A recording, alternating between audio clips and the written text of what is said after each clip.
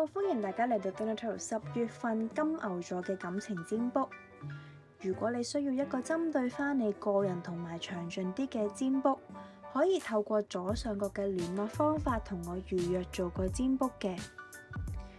咁我而家就開始講下金牛座10月份嘅感情運勢會係點樣啦。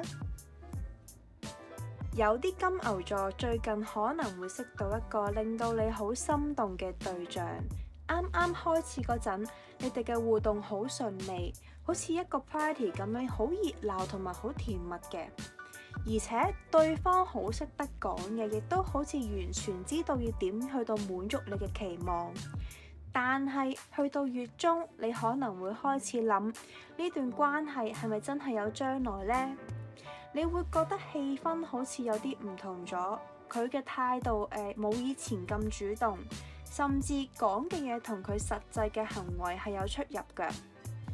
有啲金牛座可能會發現對方只係想保持曖昧，又或者係佢享受俾人中意嘅感覺，多過佢真心想發展一段關係。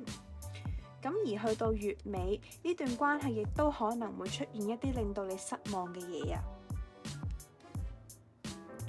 另外有啲金牛座依家喺一段唔係太理想，但係又離開唔到嘅關係入面。呢段關係俾到你好多壓力，你自己都知唔開心，但係每次一諗到要走，又會有好多顧慮。你唔係俾一啲實質嘅嘢去到綁住咗，而係俾情緒、責任感，甚至係內疚感綁住啊！你可能係唔想辜負對方啦，又或者會覺得自己曾經做錯咗啲嘢，所以要補償佢。咁但係呢啲其實都唔係你應該繼續留低嘅理由。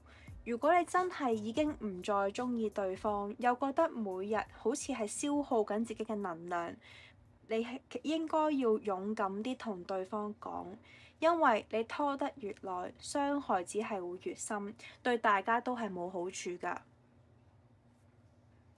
金牛座嘅占卜就去到呢度啦，我哋下次再見啦，拜拜。